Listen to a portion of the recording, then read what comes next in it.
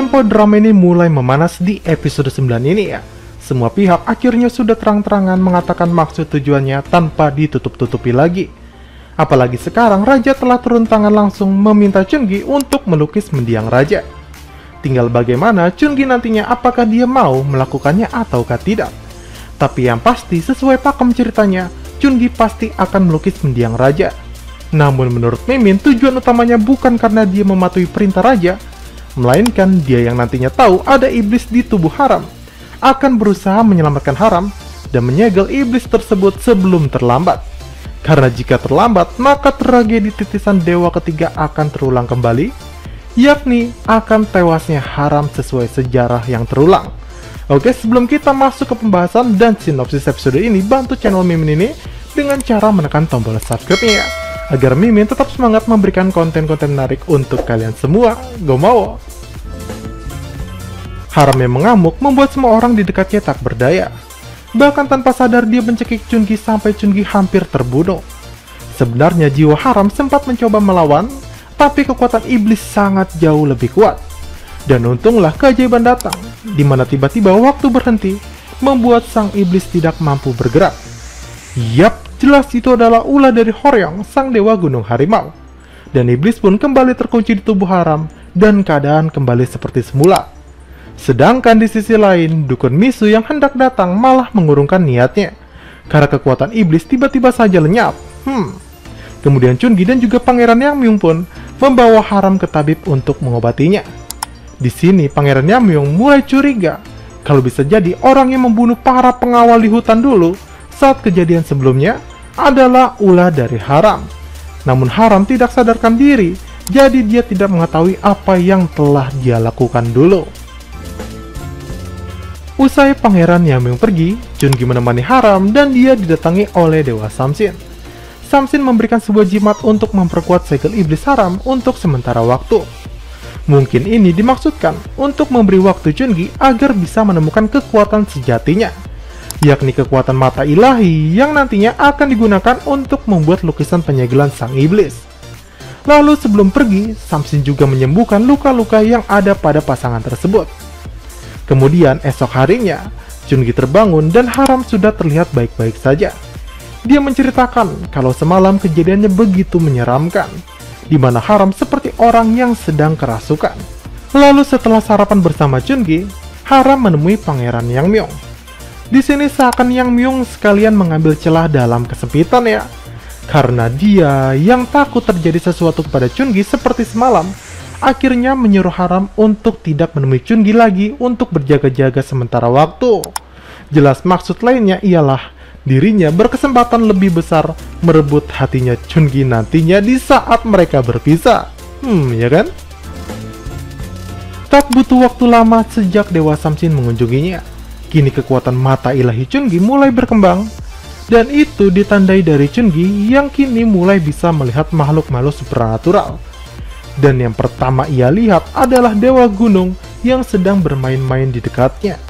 Lalu di sisi lain, Yangmyung menghadap ayahnya untuk meminta kejujuran sang raja menceritakan kejadian yang sebenarnya dari misteri lukisan kakeknya yang sangat misterius. Dan raja pun menceritakan kalau dalam lukisan tersebut tersegel iblis yang dulu iblis tersebut membantu kakeknya dalam mengadakan pemberontakan atau kudeta dan merebut tahta raja. Dan karena lukisan itu hancur, otomatis jiwa iblis pun keluar dari sana. Dan setelah diceritakan, Yangmyung diberi kepercayaan penuh untuk melancarkan tugasnya membantu penyegelan iblis secara rahasia. Ketika Chungi pulang ke kediamannya, ayahnya sudah tersadar dan Guru Cue mengatakan kondisinya jauh lebih baik. Dan Chungi yang mendatanginya menceritakan apa yang terjadi kepadanya, termasuk dirinya yang mendapat kehormatan untuk melukis potret mendiang raja yang dulu dilukis juga oleh ayahnya tersebut. Tapi ayah Chungi ini malah ketakutan karena mengingat dirinya yang dulu melihat iblis dan juga pembantaian di depan matanya. Chungi pun masih bingung mengapa ayahnya melarangnya, termasuk Guru Cue yang juga mewanti-wanti dirinya agar tidak melakukan hal tersebut. Tapi di sini Chungi masih belum mau mengaku di depan Guru Cue kalau dia akan melukis mendiang raja. Yang padahal jika guru Chue tahu pasti akan marah kepada Chungi langsung. Esok harinya usai mengajak Chungi belajar melukis dari seorang fisiognomi, Haram mengajaknya untuk bermain layang-layang bersama. Dalam permainan itu, Haram menceritakan kalau dirinya dan juga Pangeran Yamyung akan disidang di istana berdasarkan kasus sebelumnya. Tapi Haram yakin dirinya akan bebas dan tak bersalah. Dan di tengah percakapan, tiba-tiba layangan Haram terputus, tapi Chungi menganggap hal itu justru keberuntungan. Karena layang-layang menandakan nasib sial dan putus lalu pergi, itu berarti nasib sial juga akan pergi. Lalu tak diduga-duga dalam pembicaraan Haram malah memberikan Chungi sebuah hadiah, di mana hadiah itu adalah cincin lamaran ayah Haram dulu kepada ibunya. Dan sama seperti ayahnya dulu, Haram juga akhirnya memberanikan diri untuk mengatakan cintanya langsung di depan Chungi. Malam harinya, di tengah dinas melukisnya, Chungi yang merasa aneh karena semua orang yang menyayanginya melarangnya untuk melukis potret raja, akhirnya memberanikan diri bertanya kepada Pangeran Yamyung, kenapa harus dirinya yang melakukannya? Dan akhirnya Pangeran Yamyung pun jujur kepada Chungi kalau hanya dirinya lah yang mampu melakukannya, karena dia anak dari Eno yang memiliki kekuatan ilahi. Tapi peraturan tersebut hanya berlaku untuk lukisan mendiang raja alias kakeknya saja, karena hanya lukisan kakeknya yang butuh dilukis dengan kekuatan ilahi dengan maksud untuk menyegel iblis. Dan Pangeran Yamyung juga tidak menampik ya kalau ayah Chungi menjadi gila karena melukis lukisan segel tersebut. Lalu tiba-tiba di tengah percakapan raja muncul untuk menegaskan keraguan Chungi kalau memang benar dirinya yang dipilih untuk melukis lukisan mendiang raja yang nantinya akan digunakan untuk mengurung iblis kembali. Di sisi lainnya, Haram sebagai Ilwolsong mengadakan pertemuan dengan Pangeran Juyang.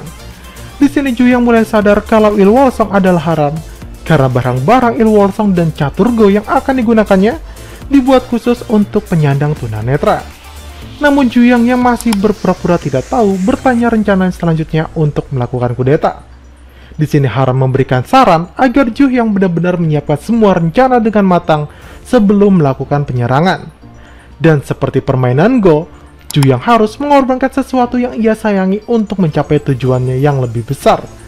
Dan Juyang mengerti kalau maksud dari Haram adalah menyuruhnya untuk membunuh Pangeran Yamyung terlebih dahulu agar maju satu langkah mencapai tujuannya.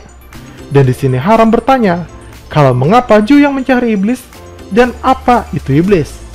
Lalu Juyang malah menanggapinya dengan bertanya balik, apakah Ilwolsong akan bergabung dengannya mengkudeta kerajaan?